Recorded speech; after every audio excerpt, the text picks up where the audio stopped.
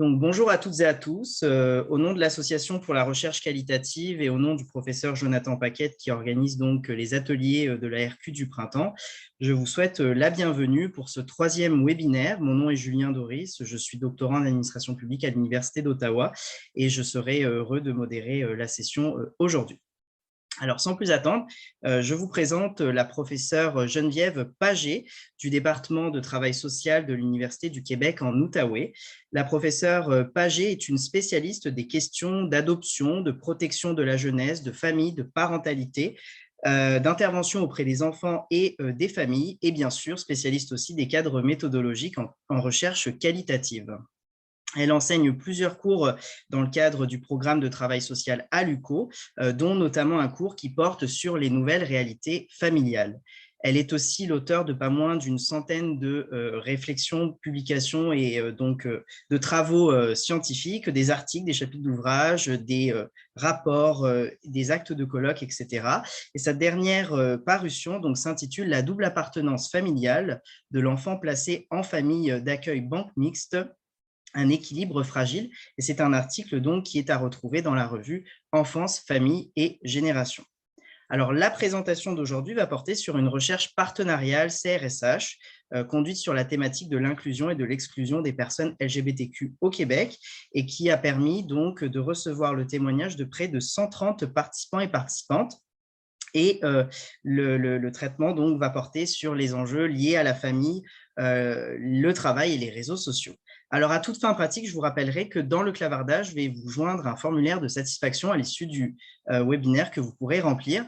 Et vous pouvez bien évidemment, à tout moment, lors de la présentation, faire part de vos questions et de vos commentaires. Et je pourrai les relayer au moment de la période de la discussion. Sinon, vous pourrez intervenir évidemment à ce moment-là. Alors, professeur Paget, merci de votre présence et je vous cède la parole. Parfait. Bien, merci beaucoup. Ça me fait vraiment plaisir d'être parmi vous cet après-midi. Donc, effectivement, merci à Jonathan Paquette là, qui m'avait fait l'invitation de vous faire, de participer donc, à ces ateliers de l'Association pour la recherche qualitative. Effectivement, en fait, vous allez voir le projet dont je vous parle aujourd'hui, en fait, sort un tout petit peu là, de mes champs d'expertise plus fréquents, là, parce qu'effectivement, je travaille principalement sur l'adoption, le placement des enfants en protection de la jeunesse. Mais c'est ça, je fais partie aussi d'un partenariat de recherche, donc SAVI LGBTQ, sur les savoirs d'inclusion et d'exclusion. Puis, je trouvais intéressant, en fait, de pouvoir réfléchir avec vous aujourd'hui, de vous présenter un peu notre démarche, puisque effectivement, on avait un corpus de données assez important pour une recherche qualitative. Et donc, de vous faire part de la démarche qu'on a mise en place pour traiter de toutes ces données-là. Puis, j'ai bien hâte de pouvoir en discuter avec vous. Donc, je vais vous partager mon PowerPoint. Voilà, donc vous le voyez bien. Oui, parfait. Donc, je vais tout de suite me lancer. En fait, évidemment, la présentation aujourd'hui a été préparée aussi là, par des collègues à moi qui sont en fait les deux co-directeurs de la recherche partenariale. Donc, Isabelle Côté, professeure aussi au département de travail social à l'Université du Québec en Outaouais et titulaire de la chaire de recherche du Canada sur la procréation pour autrui et les liens familiaux. Et puis Martin Blais, qui est lui professeur en sexologie à l'Université du Québec à Montréal et aussi titulaire d'une chaire de recherche sur la diversité sexuelle et la pluralité des genres. Alors, voilà. Ce que je vous propose, en fait, cet après-midi, d'une part, c'est de vous présenter, en gros, en quoi consiste le projet SAVI LGBTQ. Et ensuite, je vais me concentrer, évidemment, là, sur le volet qualitatif, parce que vous allez voir qu'il y avait plus d'un volet dans cette recherche, puis pour qu'on puisse ensuite passer à la période d'échange. Donc, le projet SAVI, donc c'est... comme je vous disais, là, le nom du projet, c'est les savoirs d'inclusion et d'exclusion des personnes LGBTQ. C'est financé par le CRSH, donc depuis 2016. À l'origine, la chercheure principale était Lynn Chamberlain, aussi du département de sexologie à l'Université du Québec à Montréal. mais elle est partie à la retraite là, en cours de projet. Quand on a des projets de recherche comme ça, ce qui s'étale sur plusieurs années, là, on savait que c'était des possibilités, là, qu'il y ait du va-et-vient dans l'équipe de recherche. Donc, c'est maintenant Martin et Isabelle qui ont pris le relais. Le partenariat SAVI, en fait, regroupe quand même à peu près une trentaine là, de co-chercheurs, co-chercheuses de milieux universitaires, mais aussi dans nos milieux communautaires et institutionnels, puisqu'il y a certains des partenaires qui ont aussi un titre de co-chercheur dans l'équipe. Et on a en fait près d'une cinquantaine là, de collaborateurs, collaboratrices qui proviennent de milieux universitaires, de certains ministères aussi au gouvernement du Québec, des milieux communautaires, des milieux associatifs, des milieux privés aussi. Donc, vraiment une grande diversité, en fait, là, de partenaires sont réunis autour de ce projet-là. C'est un projet qui, au départ, vise 3 objectifs, en fait. Donc, de documenter les formes contemporaines d'inclusion et d'exclusion sociale des personnes LGBTQ qui vivent au Québec. Donc, c'est vraiment une recherche qui s'est concentrée sur l'expérience des personnes LGBTQ au Québec. Ensuite, de comprendre les parcours d'inclusion et d'exclusion qui sont rapportés par ces personnes de différents groupes d'âge aussi. Puis, faire une analyse critique aussi par rapport aux politiques publiques qui, autant au plan du Québec qu'au plan canadien, qui sont mises en place, donc qui ont été mises en place aussi là, à travers le temps pour favoriser l'inclusion des personnes LGBTQ. Donc, pour pouvoir remplir tous ces objectifs-là, on avait évidemment aussi, on s'est basé sur un cadre théorique, en fait, qui est la théorie du parcours de vie. C'est vraiment ou le life course en anglais. Donc, c'est vraiment cette théorie-là qui a permis toute la conceptualisation des outils et de la collecte de données, de la procédure aussi. Donc, c'est un cadre d'analyse qui est interdisciplinaire. Donc, c'est ce qui était intéressant pour nous, puisque les différents co-chercheurs, co-chercheuses aussi provenaient de différents horizons disciplinaires. Et donc, ce qui nous permettait d'avoir un appareil conceptuel qui s'articulait aussi pour mieux comprendre, en fait, la complexité des liens, parce que les expériences d'inclusion et d'exclusion, en fait, peuvent être assez complexes à délimiter et à comprendre. Donc, c'est vraiment un cadre théorique qui nous permettait aussi à la fois de tenir compte du temps, mais aussi de toute la trajectoire sociale des personnes, leur développement individuel, les relations interpersonnelles, mais aussi tout le contexte socio-historique dans lequel les personnes LGBTQ donc, évoluent. Alors, c'était vraiment tout indiqué pour nous là, de pouvoir s'appuyer sur ce cadre théorique-là, surtout dans un contexte où on sait qu'il y a des changements qui se sont quand même produits relativement rapidement là, dans les dernières années en ce qui concerne les représentations sociales par rapport aux orientations sexuelles et aussi toute la progression des droits en fait, des personnes LGBTQ. Donc, vraiment, ça s'inscrivait très bien là-dedans. Évidemment, les principaux concepts aussi qui étaient à la base là, de la recherche, donc les notions d'inclusion et d'exclusion. Donc, l'exclusion était considérée comme un processus qui va entraîner la non-reconnaissance des individus, puis une privation de droits aussi et de ressources en fait, sur cette dimension de la vie, donc au plan symbolique, au plan identitaire, au plan sociopolitique, au plan institutionnel, économique, social et territorial. Puis, à l'opposé, donc, l'inclusion est, pour nous, au plan conceptuel, repose sur la reconnaissance. Et ici, on entend reconnaissance non pas seulement sur le plan juridique, donc sur le plan, par exemple, des changements législatifs, mais vraiment aussi une reconnaissance au plan social des individus. Donc, pour rencontrer les 3 grands objectifs dont je vous ai parlé, on a quand même fait plusieurs collectes de données. Il y avait évidemment, là, en ce qui concernait le premier objectif, il y a un sondage en ligne qui a été monté et on a eu tout près là, de 5000 répondants à travers le Québec. à ce sondage-là. À ce jour, là, je vous dirais qu'on est toujours en train de faire l'analyse de ces données. Puis il y a des résultats qui sortent, là, évidemment, par rapport à des sujets spécifiques, mais ça a été quand même un questionnaire très exhaustif aussi là, qui a été monté pour être capable de documenter vraiment les différentes facettes de l'expérience de vie des personnes LGBTQ. Ensuite, on a également donc réalisé un volet qualitatif. En fait, ce sont 137 personnes que nous avons rencontrées dans le cadre de ce volet qualitatif. Puis, bon, évidemment, c'est ce volet-là que je vais vous présenter plus en détail.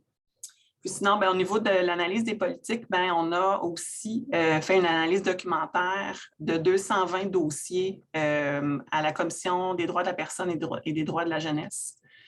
Donc, des plaintes en lien avec des situations là, qui concernaient des personnes LGBTQ.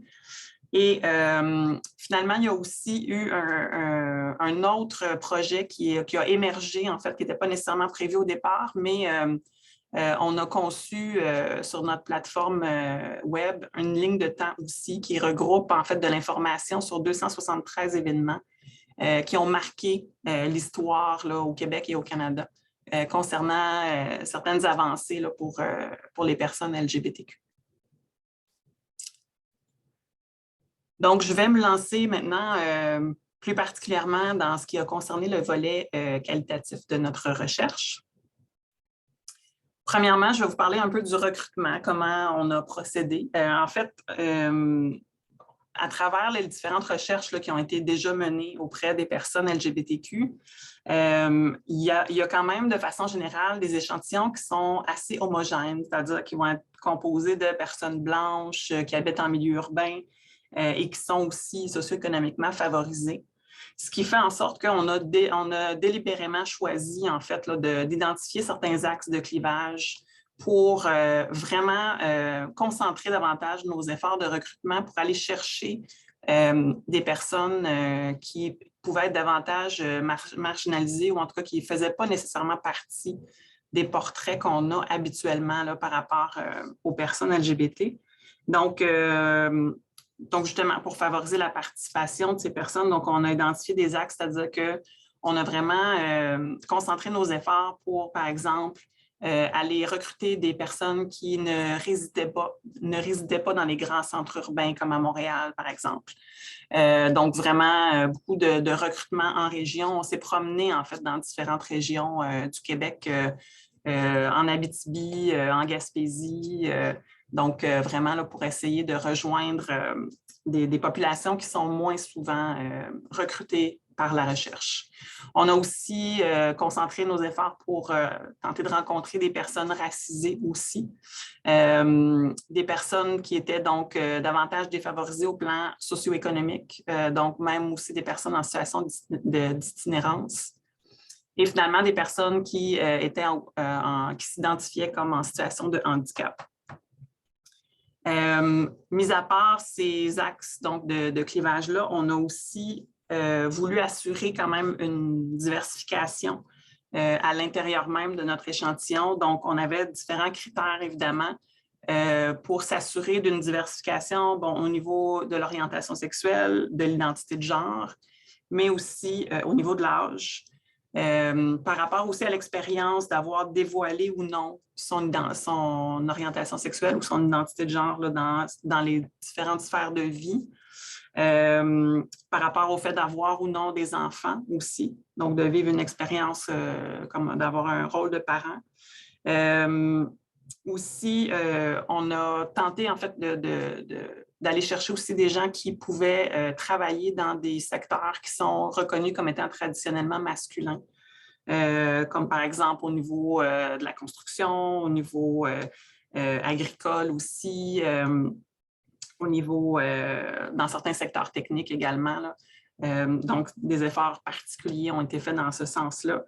Puis, finalement, on diversifiait aussi au niveau de, bon, c'est ça, comme je disais tantôt, du lieu de résidence là, pour couvrir quand même différentes régions au Québec.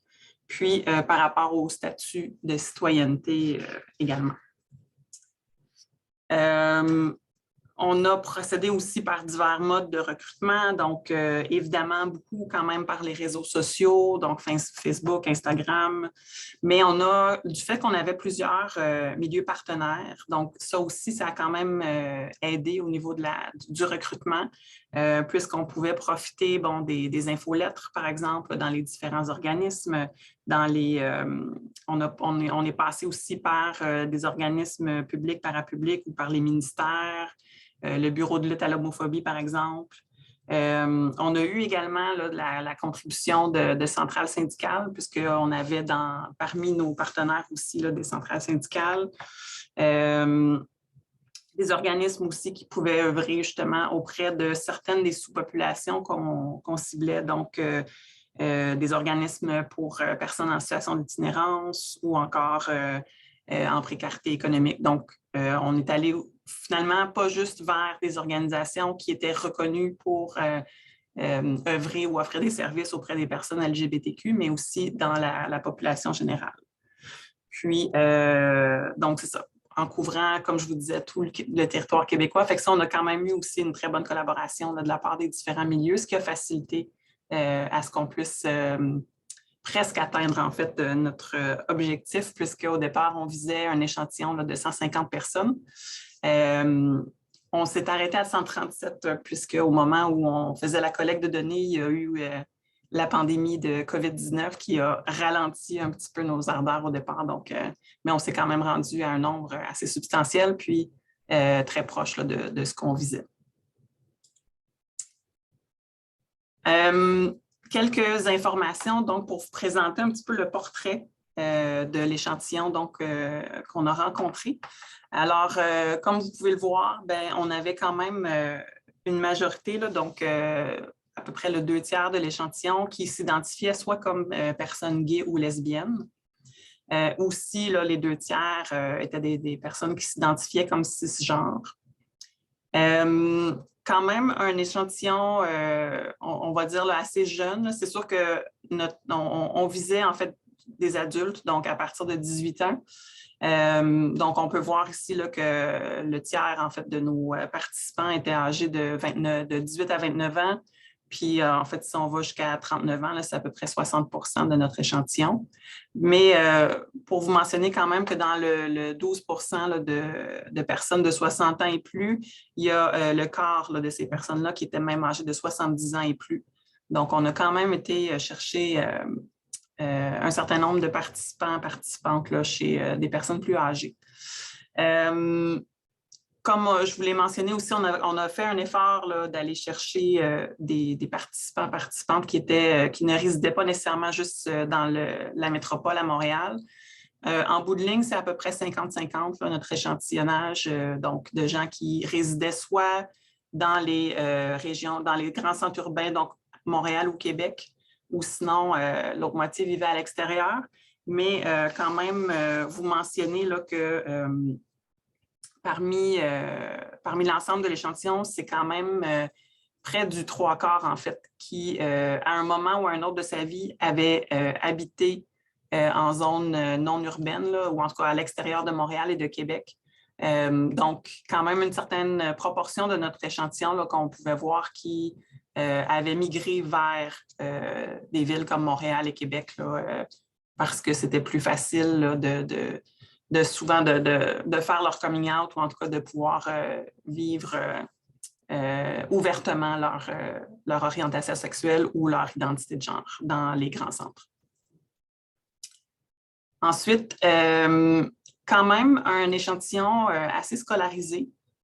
Comme on peut voir, là, il y a en fait 80% des gens qu'on a rencontrés avaient un diplôme d'études post-secondaires. Par ailleurs, quand on regarde les revenus annuels, on se rend compte qu'il y a quand même une portion importante là, de nos participants qui vivaient quand même une grande précarité économique. Là. En fait, on avait 36% qui gagnaient moins de 20 000 par année. Et à peu près la moitié de ceux-là, en fait, c'était même moins que 10 000 par année. Donc, c'est peut-être quelque chose ici qui est un peu différent par rapport à ce qu'on voit habituellement. Là. Habituellement, le revenu est en fonction la scolarité aussi. On a quand même le tiers de nos participants aussi qui s'identifiaient comme ayant un handicap invisible et presque 10% comme ayant un handicap visible et 20% donc, de l'échantillon qui se considérait comme faisant partie d'un groupe minoritaire, donc que ce soit en raison de la couleur de la peau ou alors en raison de l'appartenance à une communauté autochtone. Peut-être vous mentionnez aussi qu'il y avait 27% des participants et participantes là, qui exerçaient un rôle parental, donc soit avaient leurs propres enfants ou agissaient comme beaux-parents, par exemple, là, avec des enfants d'un conjoint ou d'une conjointe. Donc, en cohérence avec notre cadre théorique qui était le parcours de vie, comme je vous rappelle, on a opté pour la méthode du récit de vie pour réaliser les entrevues. Nos questions, évidemment, là, étaient centrées autour de thématiques visant à faire ressortir les expériences d'inclusion et d'exclusion, puisque c'est vraiment le cœur de la recherche. Mais on avait quand même identifié différents domaines, en fait, dans lesquels on voulait que les participants et participantes se concentrent. Ces domaines-là avaient été identifiés de pair avec les différents milieux partenaires, évidemment, parce que la plupart des organismes avec lesquels on a travaillé, en fait, œuvraient eux-mêmes, soit au niveau de la famille et du travail. La question aussi du réseau social, fait qu'ici, ne pas comprendre là, Facebook ou Instagram, mais vraiment réseau social en termes de réseau de soutien. Et puis, bien évidemment, on souhaitait aussi là, que les participants et participantes nous parlent d'expériences relatives à soit leur orientation sexuelle ou leur identité de genre. Toutes les personnes ont été rencontrées à 2 reprises, en fait. Donc, 2 entrevues ont été réalisées avec chaque personne. Les 2 entrevues avaient lieu à un intervalle de quelques jours, à environ une semaine, là, pour quand même garder frais à la mémoire là, ce qui avait été discuté lors de la première entrevue. La raison pour laquelle on a divisé en 2 entrevues, c'est tout simplement parce que justement, avec le récit de vie, on voulait pouvoir aller en profondeur. Donc, pour éviter là, que ce soit trop long, on l'a divisé en 2 entrevues. Donc, au moment de la première entrevue, on faisait il y a un outil qui a été utilisé qui est le calendrier de vie, donc qui était un outil visuel, mais qui permettait aussi d'avoir des points de repère dans la discussion par rapport au temps puis à la chronologie aussi des événements. Donc, ce qui permettait aussi, ce qui facilitait là, le récit en tant que tel. Et on amenait donc chacun et chacune des participantes à nous faire part en fait de 3 à 5 points tournants dans leur vie. Donc, évidemment, des points tournants qui pouvaient être en lien avec la famille, le travail, le réseau social. Mais vraiment, donc, c'était à eux d'identifier des moments clés dans leur vie. Donc, ça, c'était pour la première entrevue. Qui durait à peu près 1 heure par participant. Puis à la fin, on remplissait avec eux une fiche informative donc pour collecter quelques informations sociodémographiques là, qui nous permettaient de faire le portrait de l'échantillon comme je vous l'ai présenté tout à l'heure. Donc, la première entrevue visait vraiment juste à faire un premier débroussaillage, en fait, des différents points tournants dans l'expérience des participants et participantes. Ensuite, ils étaient convoqués à une 2e entrevue. Donc, celle-là un petit peu plus longue, habituellement à peu près d'une durée de 2 heures. Et là, vraiment, on rentrait plus en détail dans le récit et on invitait donc la personne à faire un retour sur les différents points tournants qui avaient été identifiés pour que ces personnes-là donc, nous racontent vraiment ces événements-là dans leur vie, puis qu'on puisse donc faire ressortir les expériences d'inclusion et d'exclusion. On a procédé en fait en 2 vagues de collecte de données, puisqu'on voulait d'abord évidemment pouvoir pré-tester un peu là, nos outils de collecte. Donc, c'est à l'été 2018 qu'on a fait la première vague de collecte. On a rencontré 31 personnes à ce moment-là. Ça nous a permis quand même effectivement là, de faire quelques ajustements sur nos outils de collecte, notre procédure. Et ça nous a aussi permis de commencer en fait un premier cycle d'analyse aussi, dont je vais vous parler tout de suite après. Et donc, par la suite, ça a été seulement qu'en janvier 2019 qu'on a repris avec une deuxième vague de recrutement, donc de janvier 2019 jusqu'à l'été 2020, pour compléter donc notre échantillon de 137 personnes. Donc, c'est à peu près ça a pris à peu près 2 ans là, en tout et partout pour faire cette collecte de données. C'était quand même pas une mince tâche de prévoir donc l'analyse de toutes ces entrevues. 137 personnes rencontrées 2 fois, donc 3 heures d'entrevue par personne. On a donc évidemment là, fouillé un petit peu en fait pour voir, je vous avouerais qu'il n'y avait quand même pas tant d'informations que ça là, sur comment traiter d'un aussi gros corpus de données là, en recherche qualitative. Donc, on a un petit peu développé, je pense, notre propre façon de faire. Dans un premier temps, bon, évidemment, on a transcrit de façon intégrale quand même toutes les entrevues. Ce qui n'a pas été une mince tâche, ça non plus. Mais on trouvait important de pouvoir justement avoir accès quand même au verbatim des personnes rencontrées. Donc, la transcription s'est faite dans un premier temps. Ensuite, les personnes assistantes de recherche qui travaillaient avec nous, en fait, souvent, c'était les personnes même qui avaient fait les entrevues, devaient rédiger à partir donc de la transcription d'entrevue, à partir aussi du calendrier de vie, puisque c'était, comme je vous disais, c'est un outil visuel qu'on avait, puis donc les gens, au moment de l'entrevue, prenaient des notes là, sur une ligne de temps, en fait, là, par rapport aux différents événements qui s'étaient produits dans leur vie. Donc, transcription d'entrevue, calendrier de vie ont permis, en fait, justement, de pouvoir rédiger, de faire une première analyse intra-cas, puis de rédiger donc une courte vignette d'à peu près 1 page pour faire ressortir donc les éléments, les principaux éléments de l'expérience de chaque personne. Avec un gros corpus de données comme ça aussi, évidemment, on a procédé donc avec NVivo pour traiter le matériel. Donc, tout notre matériel a été versé dans NVivo, c'est-à-dire les transcriptions d'entrevues, l'image des calendriers de vie, les vignettes aussi qui avaient été rédigées. Tout ça a été mis dans NVivo. Et aussi, on a créé en fait des attributs, donc en fonction des caractéristiques sociodémographiques pour chaque participant dans la prévision en fait de pouvoir faciliter des analyses secondaires par la suite là, à partir de sous-échantillons en fait. Là. Donc, étant donné quand même la diversité des profils, si quelqu'un, par exemple, une fois que tout est codé, veut s'intéresser plus particulièrement à l'expérience des personnes trans racisées, par exemple, ben, peut aller chercher uniquement ces entrevues-là puis les analyser. Donc, vraiment, l'utilisation des attributs dans NVivo nous a facilité la vie pour ça. Concernant la procédure de codage, on a créé une petite équipe pour ce qui est là, du codage des entrevues.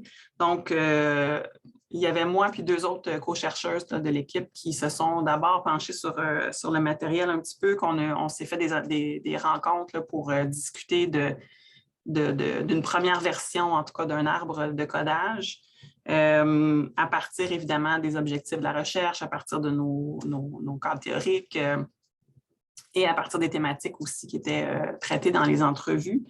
À ce moment-là, c'était clair pour nous que le but n'était pas justement de procéder à une analyse exhaustive du matériel parce qu'on pouvait facilement se perdre. Donc, c'était vraiment dans l'idée de créer dans un premier temps un arbre de codage qui allait faciliter la classification, en fait, des extraits d'entrevues en fonction des différentes thématiques. Puis, pour que dans un deuxième temps, après ça, une analyse plus pointue puisse être faite en fonction des attributs, par exemple, des participants et participantes ou encore en fonction de certains nœuds en particulier. Parce qu'évidemment, c'est impossible, je pense, en tout cas, avec autant de matériel qui traite aussi d'autant de sujets différents, de pouvoir faire une analyse globale. Là. Je pense que l'idée, c'était vraiment après ça de pouvoir découper tout ça en morceaux, puis de pouvoir partir avec chaque morceau, puis faire des analyses par la suite. Donc c'est ça, on s'est rencontrés au départ, on a créé une première version d'un arbre qu'on a nous-mêmes testé au départ avec différentes entrevues. Il y avait une coordonnatrice aussi là, qui était spécifiquement pour ce volet-là qualitatif, donc qui nous accompagnait, qui était vraiment, elle, la maître, je vous dirais, là, de tout ce matériel-là. Elle avait fait des entrevues aussi, donc elle possédait très bien là, le matériel. Donc, elle nous a sorti des entrevues contrastées aussi pour qu'on puisse donc tester notre grille. On a fait évidemment quelques ajustements à quelques reprises et par la suite, on a passé ça à une petite équipe d'assistants de recherche aussi, qui eux-mêmes ont refait un peu le même processus que nous, c'est-à-dire tester la grille avec cette fois-ci 5 entrevues. Puis, on leur demandait de tenir aussi un journal de bord, là, vraiment de la codification, donc de pouvoir noter comment ça se passait pour elles, parce que c'était toutes des filles là, qui ont fait cette étape-là. Donc, la facilité ou la difficulté qu'elles pouvaient avoir par rapport à l'utilisation des nœuds, par rapport à est-ce que la définition des nœuds aussi était claire, si elles avaient des suggestions aussi pour apporter des modifications, puisqu'évidemment, avec autant d'entrevues aussi, je ne vous cacherai pas là, que l'arbre a quand même évolué un peu tout au long là, de notre analyse. Le gros, en fait, est resté quand même pas mal toujours fidèle parce qu'on ne voulait pas être obligé de revenir et de recoder si on faisait trop de modifications, mais il y a des petits détails, des nuances, en fait, là, qui ont pu être apportés tout au long. Puis, on leur demandait de noter aussi quand même le temps que ça leur prenait pour coder les entrevues parce qu'on avait évidemment une préoccupation aussi de savoir combien de personnes on devait mettre sur le dossier puis combien de temps ça allait prendre. Donc, à partir de ce deuxième, si on veut, pré-test-là, la coordonnatrice du volet qualitatif a pu donc développer un codebook aussi assez exhaustif. Du fait qu'on était plusieurs personnes à coder le matériel, je ne pourrais pas vous dire, mais il y a facilement eu, je pense, une dizaine d'assistants et d'assistantes de recherche qui ont contribué à cette étape-là. Donc, ça prenait effectivement un codebook assez exhaustif, donc avec évidemment l'arbre de codification, les différents nœuds qui avaient été créés, mais vraiment pour chaque nœud, il y avait une définition, une première définition plus courte, une définition après ça plus longue, documentée aussi à partir de nos référents théoriques. Et pour chaque nœud aussi, elle avait mis des exemples là, de voici des extraits, par exemple, qu'il faut coder dans ce nœud-là, mais aussi des exemples de voici un exemple de nœud qui, effectivement, pourrait porter à confusion, mais qui ne va pas ici, qui va à un autre endroit. Donc, vraiment, les assistants et assistantes de recherche avaient en main là, tous les exemples possibles là, pour s'assurer de faire un bon codage en fonction, puis que tout le monde soit quand même assez uniforme aussi dans l'expérience. Finalement, notre arbre de codage donc, était composé de 4 branches, principalement. Je vais vous le présenter là, par la suite. Mais donc, on avait des nœuds qui étaient plus spécifiques au niveau de l'inclusion-exclusion. Il y avait des nœuds qui touchaient les différents domaines de vie, donc famille, travail, réseau social, mais on en a ajouté aussi en termes de lieu de résidence, par exemple, ou situation de handicap, ou des choses comme ça. Puis, une troisième branche qui concernait plus particulièrement l'orientation sexuelle et l'identité de genre. Puis, en fait, on avait une quatrième branche là, que je ne vous ai pas nommée ici, mais qui était des extras, c'est-à-dire que les assistants et assistantes de recherche l'utilisaient soit pour documenter des questions ou des commentaires qu'ils avaient, et aussi pour prendre en note, en fait, ce qu'on a appelé des darlings ou des citations chouchous. Parce que, bon, avec autant d'entrevues, on se disait, quand on voit des extraits là, vraiment très, très parlants, on les gardait donc dans cette catégorie-là pour s'assurer de les retrouver plus facilement par la suite. Donc, vous le voyez, je pense, en tout petit, mais quand même, ça vous donne une idée là, de la complexité de l'arbre qu'on avait. Comme je vous dis, là, donc on avait les trois principales branches là, en termes d'inclusion-exclusion, les domaines de vie, puis ce qui concernait l'identité de genre ou l'orientation sexuelle, faisant en sorte, en fait, qu'on on a choisi de procéder, en fait, par du multiple codage, c'est-à-dire que pour un même extrait d'entrevue, les assistants et assistantes de recherche devaient à la fois identifier, donc, est-ce qu'il est question d'une expérience d'inclusion ou d'exclusion? Puis là, on avait évidemment des sous-catégories là-dedans. Puis en même temps, de pouvoir documenter. Bref, si il était question d'une expérience de discrimination ou de rejet vécu par la personne, puis que cette expérience-là est en lien avec sa famille d'origine et en lien avec le dévoilement de son orientation sexuelle, bien, ça veut dire que les assistants et assistantes allaient donc coder ce même extrait d'entrevue-là dans les trois nœuds correspondants. Donc, c'est vraiment en mettant ensemble, là, en surexposant, en fait, si on veut, là, les différents nœuds, qu'après ça, on s'est dit, bien, on va réussir donc à faire ressortir de façon plus spécifique si jamais là, on a des chercheurs ou co-chercheurs qui s'intéressent vraiment là, de façon plus spécifique à certaines expériences, mais ça va être possible de faire ressortir les extraits d'entrevue qui correspondent à ces expériences-là.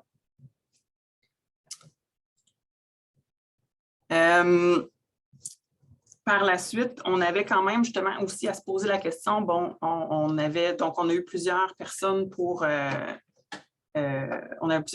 coder le matériel, mais là, de quelle façon est-ce qu'on allait procéder? Ça aussi, comme je vous disais tantôt, on a tenté de voir un petit peu dans la littérature si on trouvait des expériences ou des exemples. On n'en a pas tellement trouvé. La coordonnatrice du volet qualitatif s'est entretenue aussi avec un expert du logiciel NVivo. Et finalement, nous proposait en fait une façon de fonctionner. Bref, on avait deux scénarios potentiels devant nous. Soit on répartissait en fait les différentes entrevues entre les assistants et assistantes de recherche en leur faisant coder l'entrevue complète avec l'ensemble de l'arbre, donc avec tous les nœuds qu'on avait identifiés. Et à ce moment-là, donc c'est ça, vraiment de répartir séparément les entrevues.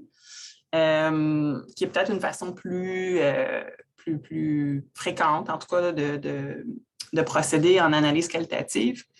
Mais le spécialiste d'NVivo nous suggérait plutôt, lui, de procéder par expert de nœuds, expert et expert de nœuds. Donc, plutôt que de coder dans une entrevue l'ensemble de l'arbre, donc nous suggérait que pour chaque assistant et assistante de recherche soit identifié des nœuds avec lesquels il et elles étaient soit plus à l'aise ou avaient une meilleure expertise, ou encore, en fait, ce qu'on a fait, c'est qu'on les a testés aussi avec quelques entrevues au départ, puis après ça, en regardant comment les gens codaient, quand on trouvait, en tout cas, là, que les gens qui avaient plus de facilité avec certains nœuds, bien, on leur attribuait donc ces nœuds-là. Et donc, c'est vraiment de cette façon-là, finalement, qu'on a procédé. On n'était pas certaine, je vous avouerai, au départ, parce qu'on voyait quand même, il y avait évidemment des avantages et des inconvénients là, dans les deux façons de procéder. Mais c'était surtout ce qu'on craignait à ce moment-ci, c'était surtout le fait que, bon, est-ce que ça allait vraiment nous faire sauver du temps, puisque ça faisait quand même en sorte qu'il y avait plus d'une personne qui devait lire la même entrevue. Je pense qu'on se ramassait là, avec à peu près 3 personnes par entrevue là, qui devaient lire et en identifiant les nœuds pour lesquels elles étaient experts. Et aussi, on avait quand même une certaine crainte de dire, est-ce que ça va pas justement surexposer ou en tout cas faire en sorte qu'ils vont être davantage à la recherche de certaines choses, puis qu'il y a peut-être des choses en fait qui vont nous échapper aussi. Mais bon, finalement, à l'usage, on s'est rendu compte que c'était quand même effectivement une façon assez efficace là, de fonctionner. Donc, on avait, divisé nos assistants de recherche en équipes de 2 ou 3 personnes qui se partageaient donc les mêmes nœuds donc qui partageaient la même expertise au niveau des nœuds, mais qui allaient coder des entrevues différentes. Et là, on spécialisait aussi les assistants de recherche en termes, par exemple, de profil d'individus.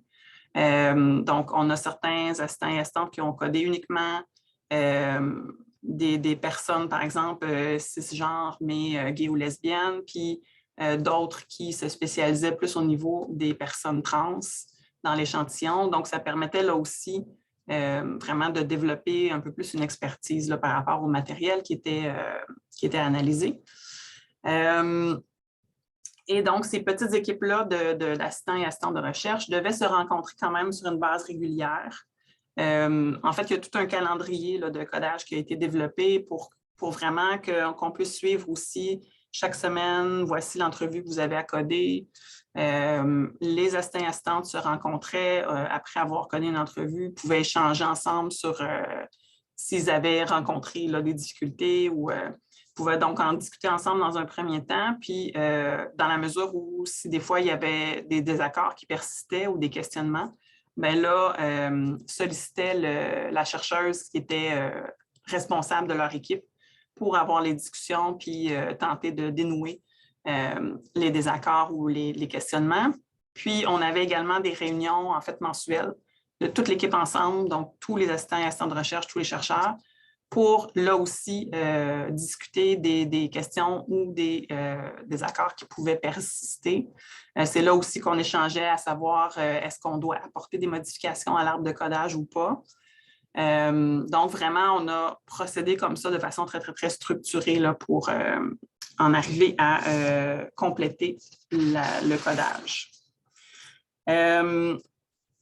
On a aussi utilisé une stratégie d'accord interjuge. Donc, après, dans toutes les équipes, à chaque 10 entrevues, les assistants et assistantes devaient coder la même entrevue pour qu'on puisse donc procéder à l'accord interjuge, donc à l'intérieur de chacune des sous-équipes d'experts de nœuds.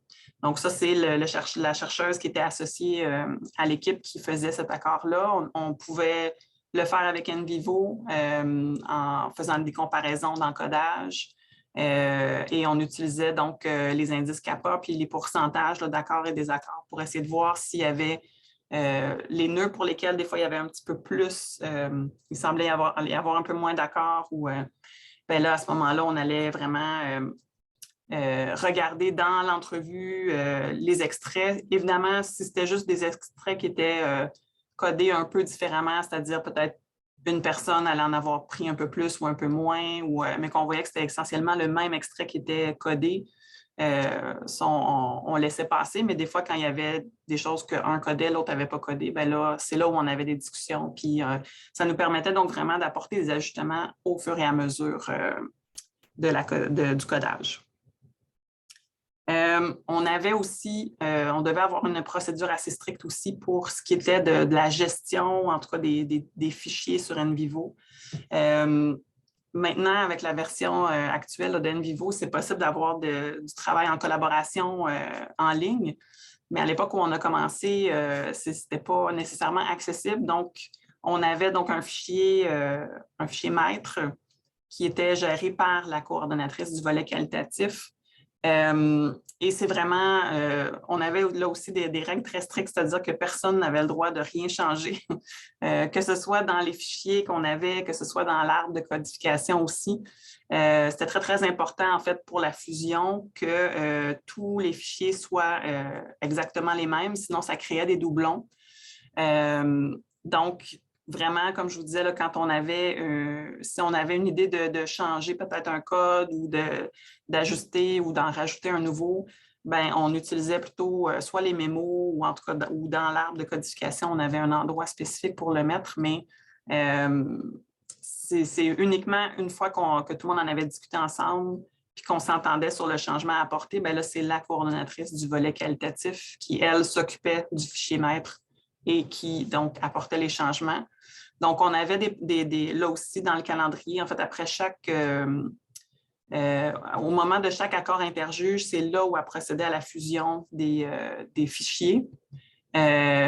Donc, il y avait comme des moments aussi où on devait se dire, bon, ben là, il n'y a plus personne qui touche à son fichier, on fait la fusion, on se rend compte, on en discute, après ça, vous repartez avec la nouvelle version fusionnée pour poursuivre le travail.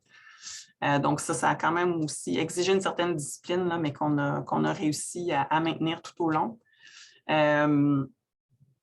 Donc, voilà. Donc, ça aussi, ça a été d'une durée d'à peu près 2 ans. Là, évidemment que c'est chevauché quand même avec une partie de la période de collecte de données. Maintenant, là, je vous dirais que donc, tout ça s'est terminé là, en fait, à l'hiver 2021.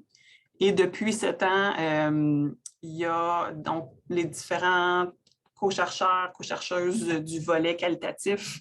On a aussi une stagiaire postdoctorale qui a travaillé sur ces données-là dans la dernière année et demie.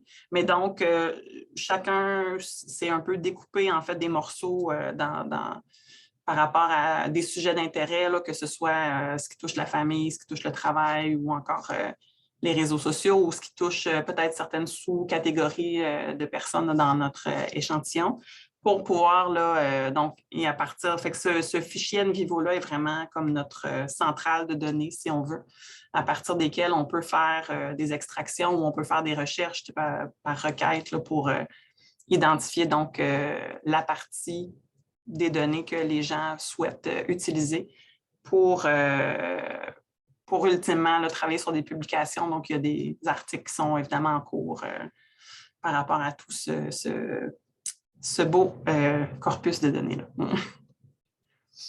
Fait que ça ferait essentiellement le tour là, pour ce qui est de ma présentation. Je vous remercie beaucoup. Puis, évidemment, j'ai bien hâte de pouvoir répondre à vos questions si vous en avez ou en tout cas discuter, échanger avec vous là, par rapport à ce genre de projet où on a quand même beaucoup de matériel qualitatif à traiter.